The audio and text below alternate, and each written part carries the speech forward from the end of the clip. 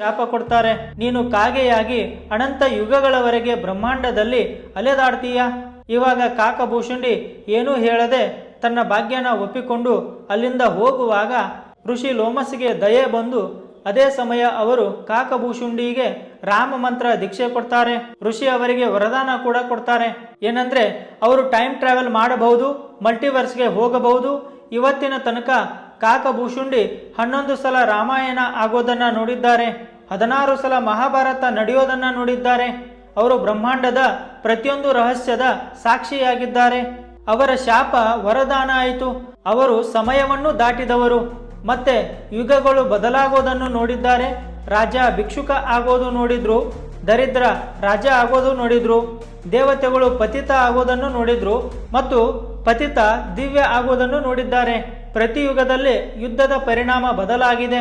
ಆದ್ರೆ ಒಂದೇ ಒಂದು ಬದಲಾಗಿಲ್ಲ ಅಂದ್ರೆ ಅದು ಅವರ ಶ್ರೀರಾಮನಲ್ಲಿದ್ದ ಭಕ್ತಿ. ಇಂತಹ ದಿವ್ಯ ಕಥೆ ಬೇಕು ಅಂದ್ರೆ ಫಾಲೋ ಮಾಡಿ, ಲೈಕ್, ಶೇರ್, ಕಾಮೆಂಟ್ ಮಾಡಿ. ರಾಧೆ ರಾಧೆ.